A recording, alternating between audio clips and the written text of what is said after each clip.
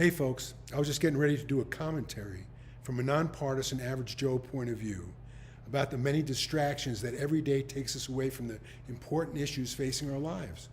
And now we're faced with the biggest distraction imaginable, the attempted assassination of our former president and candidate to be our next president, Donald Trump. And with a half an inch of killing him. Can you even believe this crap could happen? And then to have our current president drop out of the race, which would have been the biggest distraction on its own. Maybe he thought he was next. These are crazy times, crazy times. Anyway, I'm Joe Carraro, and I'm no longer in office or running for office, but as a playwright, a patriot, and as a registered independent, I'm still making observations based on fact. On my website, senatorcarraro.com, and also in my play Conversations with an Average Joe that premiered on Broadway in 2016. But now after all I uncovered, I found myself screaming, enough is enough. But these people bent on destroying our country and our democracy, it's never going to be enough for them. If you think this attempted assassination of Trump wasn't hoped for, planned, or encouraged, then you're listening to cable TV where the goal is to only give their point of view and the truth be damned. And also, pledging a congressional investigation would have much meaning because with the bureaucracy of government, it'll take forever to get this information, allowing for more circumstances like this to occur. And as we saw in this first hearing, the director of the Secret Service, continued to skirt around the issues, not giving answers to the questions asked by the very concerned, united, nonpartisan committee, with her falling back on the statement that she's only 9 days out from the event. Like that's too short and maybe takes 60 days to gather information and change policies if needed. And of course, she stated the FBI is in charge of the criminal investigation. We all know they'll respond the same way.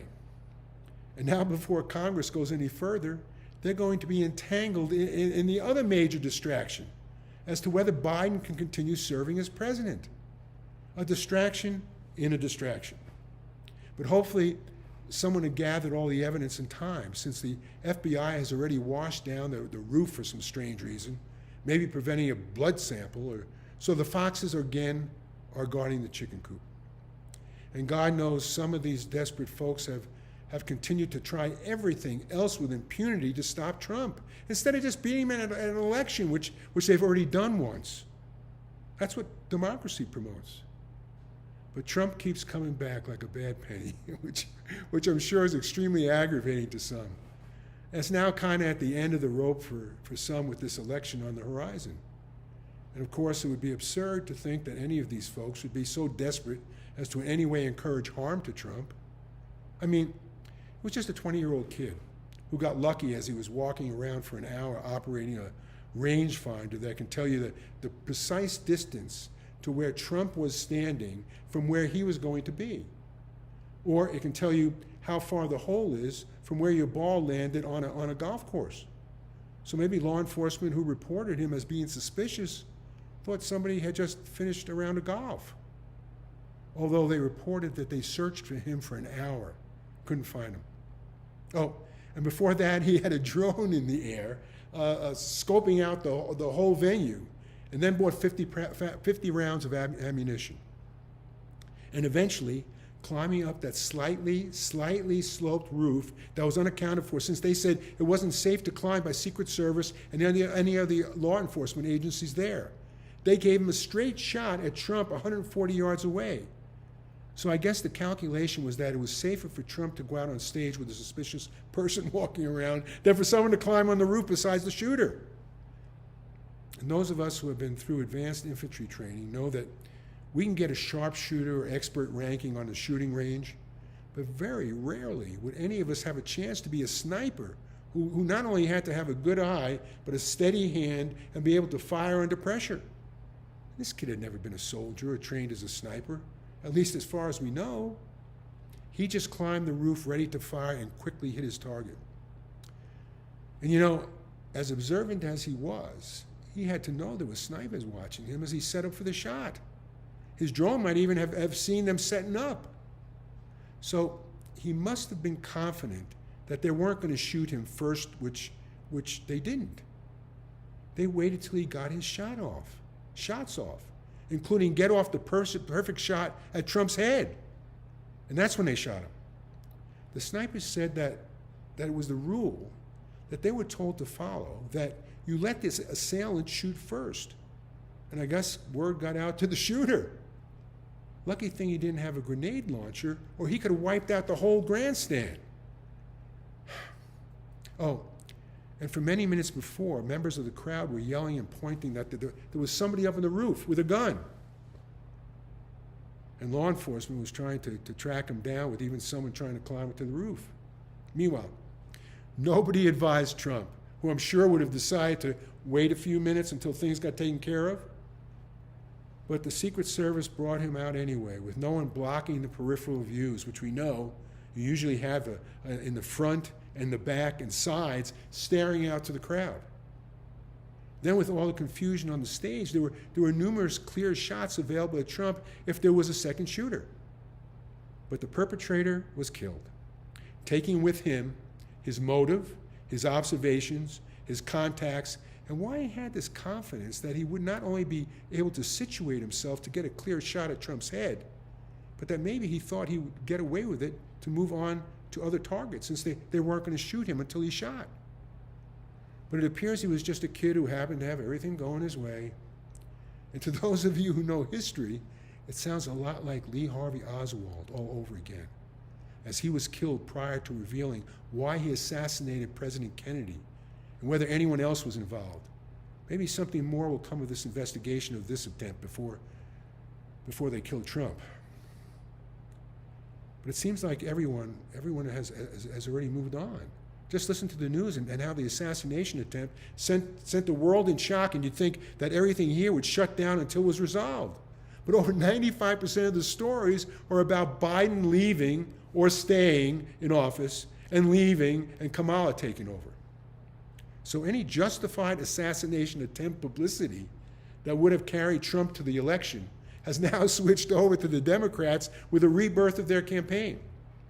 You know, without all the mistakes and maybe plans made, and their regulations that offered a pathway for the bullet that should have succeeded, but for Trump's miraculous life-saving glance, he would have been dead. And think about it.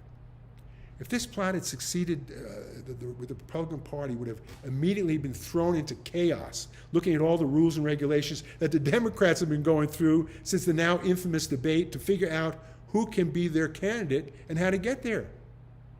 Of course, the memorialization of Trump would have lasted for weeks, as those of his strongest supporters would realize there was no one fit for the pedestal that they placed him on.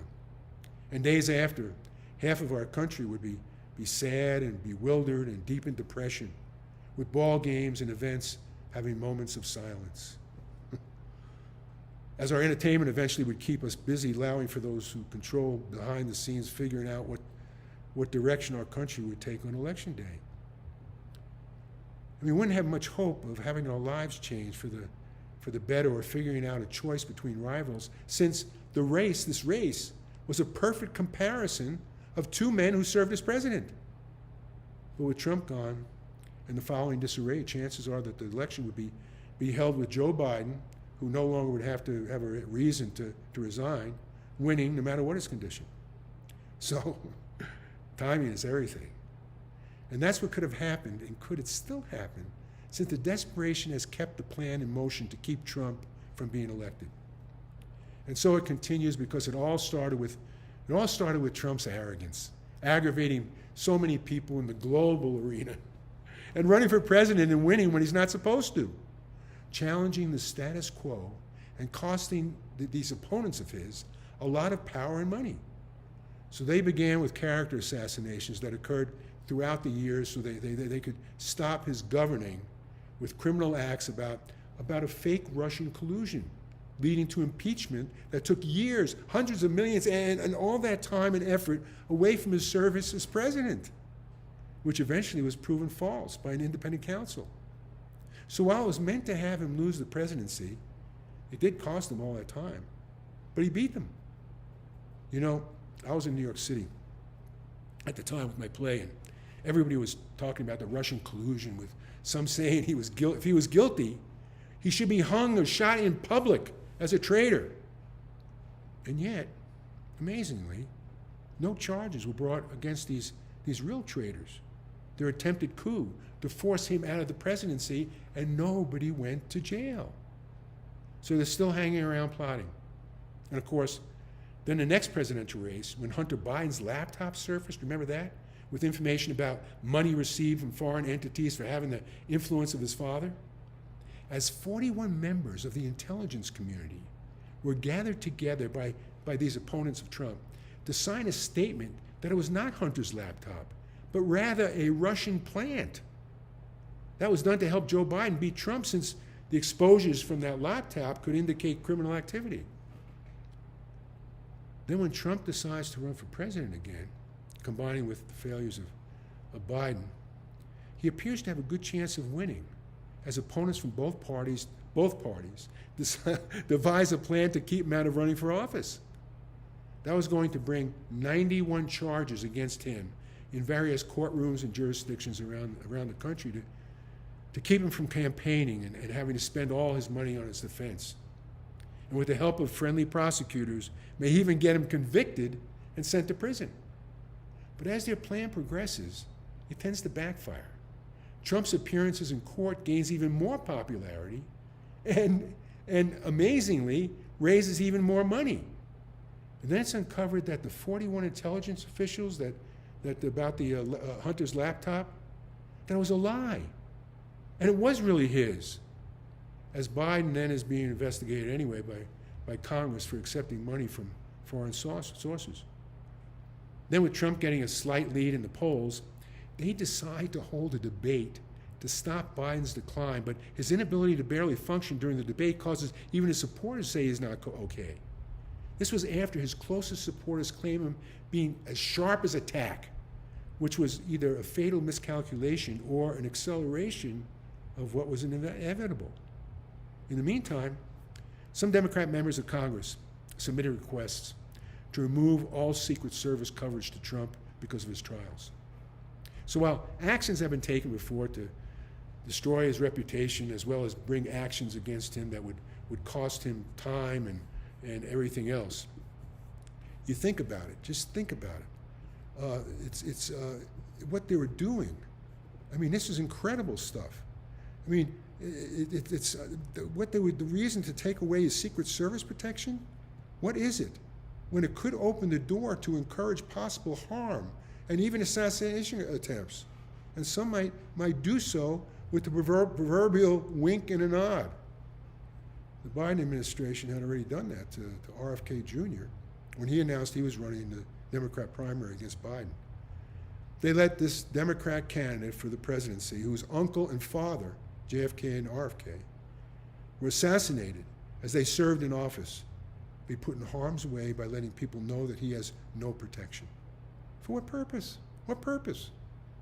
And given the current circumstances, former President Trump's team were denied additional Secret Service agents to protect him from, even with his previous threats, which now included Iran. But surely if somebody wanted to plan this stuff out, they couldn't possibly think that they could cover it up their involvement in the assassination of a presidential candidate. I mean, that would have to involve the FBI, the CIA, members of the administration, a whole bunch of dedicated co-conspirators, and probably even members of Congress, maybe even the Secret Service. Just like what happened for the Russian collusion and impeachment, or President Kennedy's assassination. Remember those?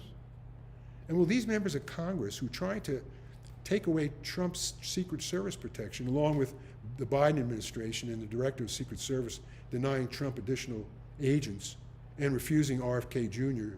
Protection, being that such action encourages and lets those who might have an interest to bring harm and possible death to these opponents of the president, will they be considered accomplices before the fact? Before the fact? And now that President Biden has retired from the race, at least he can rest easy. No worry about anybody taking him out anymore. Although it would be interesting to discover how he contracted COVID-19 with being vaccinated and all those boosters, and whether he was the only one who got it. And of course, if I were Trump, I would become much more diligent and trust my instincts. Just saying.